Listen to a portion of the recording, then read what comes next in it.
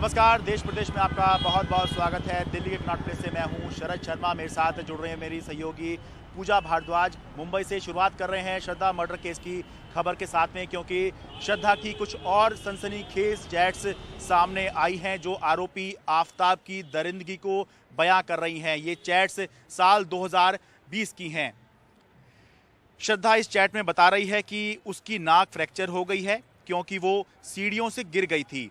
एक जगह उसने मारपीट का जिक्र करते हुए कहा कि उसका ब्लड प्रेशर लो है और उसमें बिस्तर से उठने की हिम्मत नहीं है। ये 24 नवंबर 2020 की चैट है। चैट में श्रद्धा ने अपना एक फोटो भी शेयर किया है जिसमें उसके चेहरे पर चोट के निशान हैं। साथ ही बातचीत में महिला मंडल से शिकायत की बात भी की जा रही है।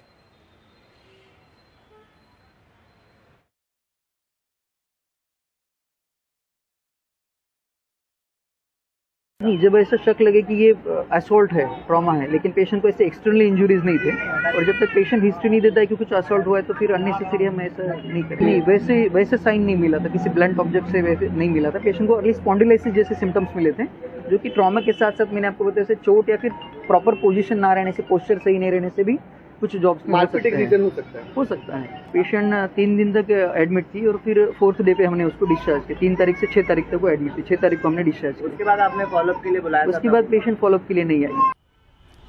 और श्रद्धा वालकर के उनके फ्रेंड्स के साथ जो व्हाट्सएप चैट सामने आए हैं उससे साफ पता चलता है कि किस तरह से उनके साथ मारपीट की जाती थी और वो चुपचाप सब कुछ सह रही थी। अब जो जांच की कड़ियां जोड़ी जा रही है पुलिस की ओर से, उसमें ये कितनी अहम साबित होंगी, इस पर जानकारी दे रहे हमारे सहयोगी मुकेश सिंह सेंगर। श्रद्धा वालकर के प्रति आफताब अमीन पूनावाला का बर्ताव शुरू से ही सही नहीं था।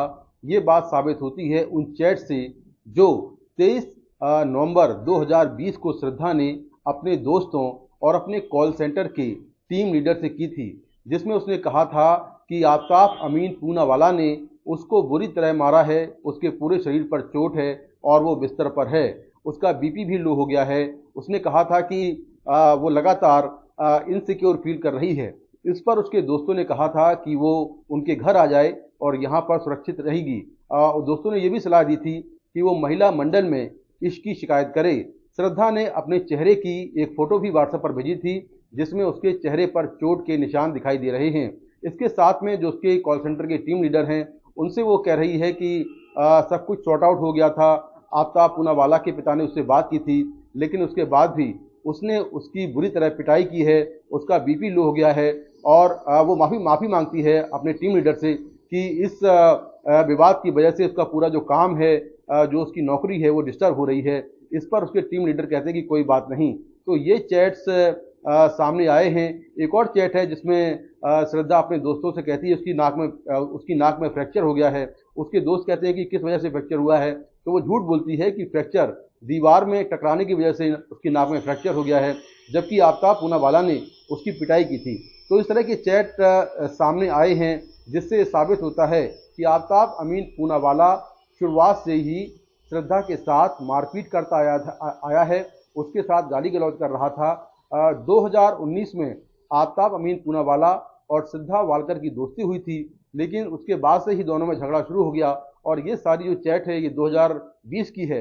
तब श्रद्धा एक डॉक्टर के पास गई थी और उसने वहां पर अपना इलाज भी करवाया था क्योंकि आफताब ने उसको बुरी तरह पीटा था। तो इन चैट्स को दिल्ली पुलिस काफ़ी इंपॉर्टेंट एविडेंस मान रही है। दिल्ली पुलिस की एक टीम वसई में है और वहां पर उसने श्रद्धा के उन दोस्तों से बातचीत की है, उनका स्टेटमेंट रिकॉर्ड किया है जिन दोस्तों से श्रद्धा ने 2020 में बात की थी और अपने साथ मारपीट होने की घटना बताई थी। तो उनका बयान और ये चैट काफ़ी इंपॉर्टेंट होगा, इसीलिए दिल्ली पुलिस की टीम वहां पर पहुंचकर उन सभी लोगों से बात कर रही है जो लोग श्रद्धा वालकर से जुड़े हुए थे और जिनको श्रद्धा वालकर की थोड़ी सी भी जानकारी है। पुलिस उन सभी का स्टेटमेंट रिकॉर्ड करेगी जो इस केस में काफ़ी इंपॉर्टेंट सबूत होगा।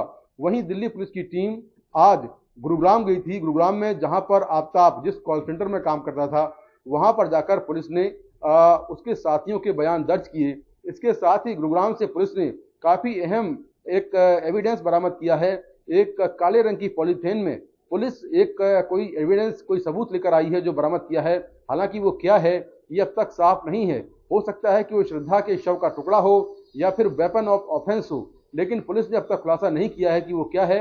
लेकिन एक बड़ी सी पॉलीथिन में पुलिस गुरुग्राम से कुछ लेकर आई है जो इस केस से जुड़ा हुआ कोई अहम सबूत है। तो पुलिस अपनी लगातार जांच को आगे बढ़ा रही है। पुलिस आरोपी को लेकर हिमाचल प्रदेश, देहरादून और मुंबई भी जाएगी, क्योंकि आरोपी अभी 5 दिन की पुलिस रिमांड पर है।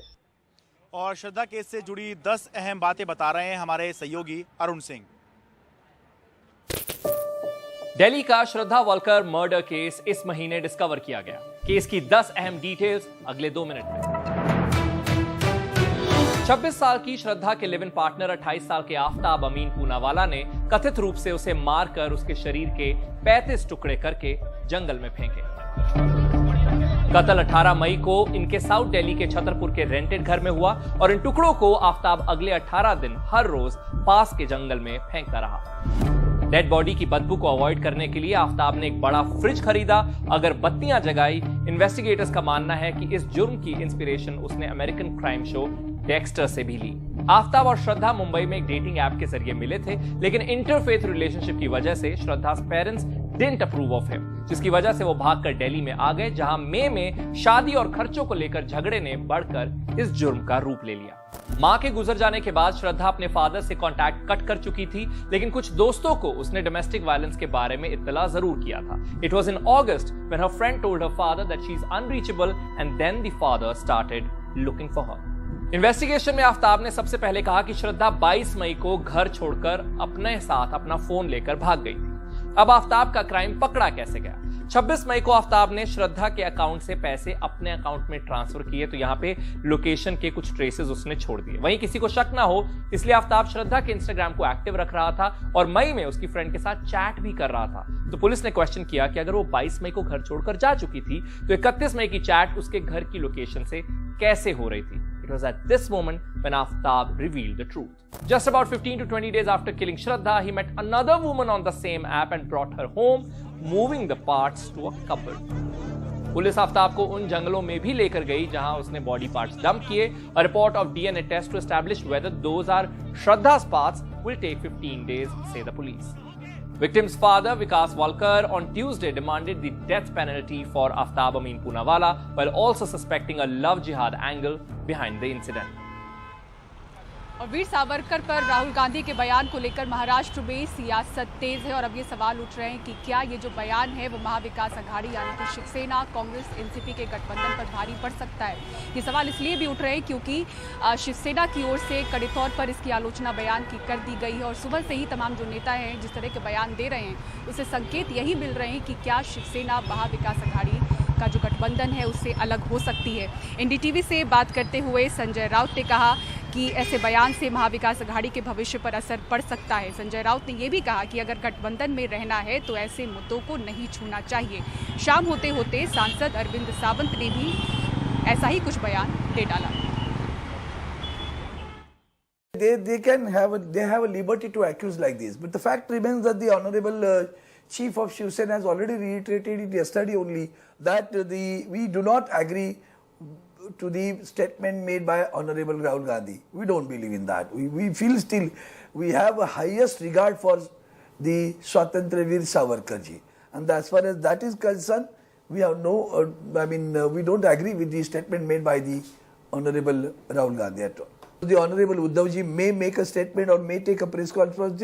He will make a statement on this. And in the morning, and the Honorable Sanjay Raut ji has made a statement about this. We may not continue in the MVA. He has said it like this. That's a serious reaction from the party. What more you want done? Veer Savarkar का मुद्दा हमारे लिए बहुत अहम है। हमने हमेशा वीर सावरकर जी का विचारधारा को माना है, हिंदुत्व, अखंड हिंदुस्तान, यूनाइटेड हिंदुस्तान को माना है। वीर सावरकर के बारे में इस प्रकार की जो टिप्पणी की हम उसका समर्थन नहीं करेंगे। और अगर ये कोई भारत जोड़ो यात्रा का एजेंडा नहीं था ना, भारत जोड़ो यात्रा का एजेंडा क्या है? महंगाई है, बेरोजगारी है, देश में जो लोकतंत्र खत्म हो रहा है उस बारे में है। लोगों में जागरूकता लाना ये एजेंडा है। वीर सावरकर आने की क्या जरूरत है बीच में?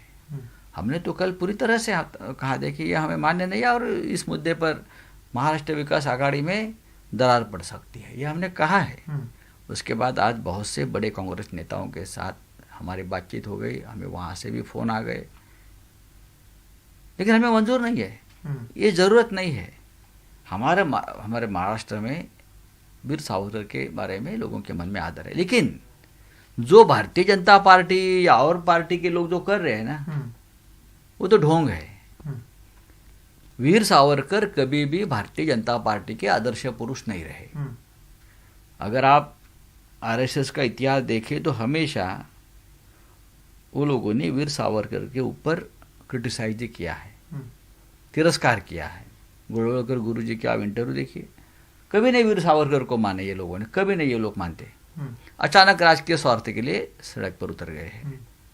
हमको मालूम है वीर सावरकर की विचारधारा बाला साहब ठाकरे जी ने हमेशा स्वीकार की, और पार्टी का जो हिंदुत्व का हमारा जो चेहरा है वो भी वीर सावरकर की विचारधारा के ऊपर ही खड़ा रहा।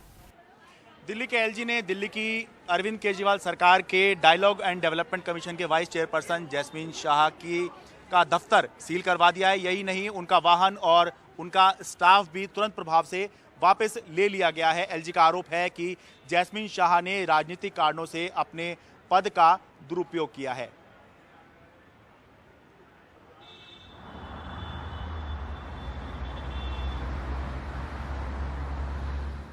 सील हुआ यह दफ्तर दिल्ली की केजरीवाल सरकार के थिंक टैंक के प्रमुख का है।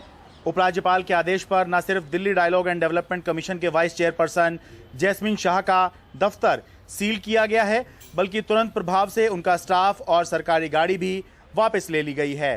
2015 में आम आदमी पार्टी ने दिल्ली डायलॉग कमीशन बनाया और उसमें अपने कार्यकर्ताओं की भर्ती कर दी। दरअसल बीजेपी सांसद प्रवेश वर्मा ने आरोप लगाया था कि जैस्मीन शाह डीडीसी के वाइस चेयरपर्सन हैं, लेकिन आम आदमी पार्टी के प्रवक्ता के तौर पर भी काम कर रहे हैं। ऐसे में ये पद का दुरुपयोग है। कल रात को एलजी साहब ने एक ऑर्डर निकाला और कहा कि क्योंकि मैं वाइस चेयरपर्सन डीडीसी हूँ, जो दिल्ली सरकार के अंदर एक अहम पोजीशन है, उस पद से मुझे हटाया जाए और मेरी ऑफिस सील करी जाए। क्यों की जाए? क्योंकि मैं आम आदमी पार्टी का एक प्रवक्ता भी हूँ। तो मेरा एलजी साहब से केवल एक सवाल है कि संबित पात्रा भी भाजपा के सबसे बड़े प्रवक्ता हैं, वो भी हैं चेयरमैन आईटीडीसी, जो केंद्र सरकार की एक कंपनी है। तो क्या संबित पात्रा का ऑफिस भी सील नहीं होना चाहिए? क्या एक ही देश में दो कानून लागू होंगे, एक भाजपा के लिए और एक आम आदमी पार्टी के लिए? उपराज्यपाल कार्यालय के मुताबिक इस मुद्दे पर महीने भर पहले जैस्मीन शाह को नोटिस भी भेजा गया था। शाह ने जवाब दिया कि ये पद मंत्री रैंक का है और केवल मुख्यमंत्री के अधिकार क्षेत्र में आता है, एलजी के नहीं। उपराज्यपाल दफ्तर के मुताबिक इस मुद्दे पर मुख्यमंत्री कार्यालय को भी लिखा गया था, लेकिन जवाब नहीं मिला, जिसके बाद एलजी ने अब जैस्मीन शाह को उनके पद से हटाने के लिए मुख्यमंत्री से कहा है और फिलहाल सभी तरह की सेवाएं और सुविधाएं रोक दी गई हैं। 2015 में आम आदमी पार्टी ने दिल्ली डायलॉग कमीशन बनाया और उसमें अपने कार्यकर्ताओं की भर्ती कर दी। अब दिल्ली के लोगों को क्या वायदा किया था कि हम यहाँ की युवाओं को रोजगार देंगे, मगर उन्होंने अपने कार्यकर्ताओं को सारे सरकारी पदों पर बिठा दिया। अगर आप सरकारी अधिकारी हैं तो आप किसी भी राजनीतिक पार्टी का काम नहीं कर सकते, ऐसा जो है हमारा रूल कहता है, एक्ट कहता है।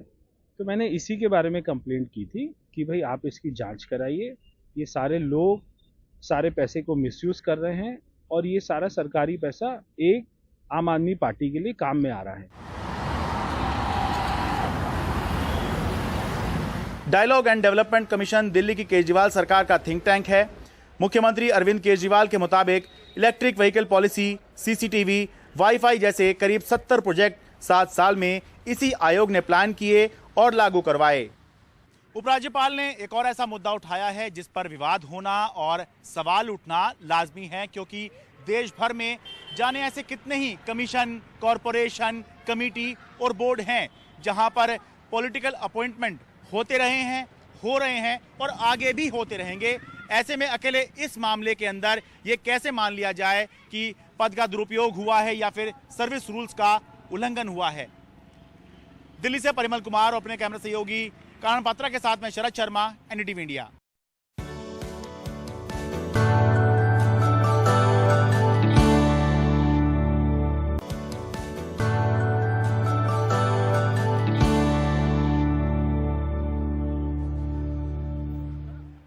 ब्रेक के बाद बाद आपका फिर बहुत बहुत स्वागत है। अब आपको तस्वीरें दिखाते हैं कांग्रेस की भारत जोड़ो यात्रा की, जो इस समय महाराष्ट्र के शेगांव में है।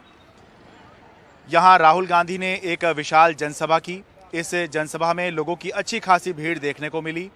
राहुल गांधी यहाँ पर हमेशा की तरह बीजेपी पर हमला करते हुए नजर आए।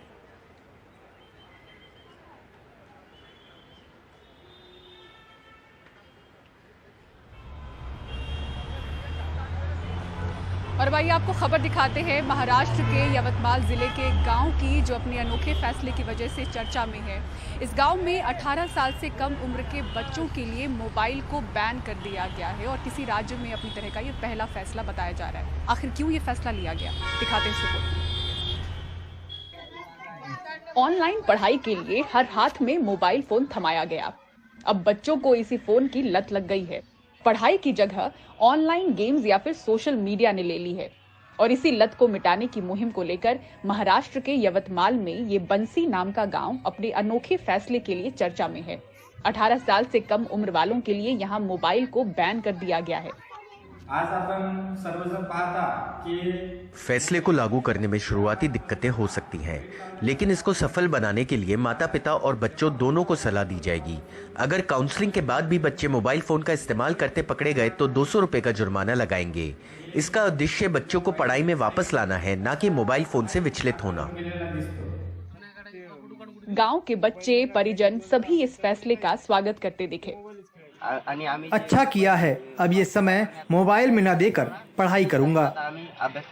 अंमलबजावणी अत्यंत सभी ने एक मत से इस फैसले को मंजूर किया। गावातील सर्व नागरिकांनी कबुली दिली आहे। सर्व मुलांना का बाहेर पळून चालले। सही फैसला है, स्वागत करते हैं। एकदम चांगली निर्णय घेतला ग्रामपंचायत आमच्या।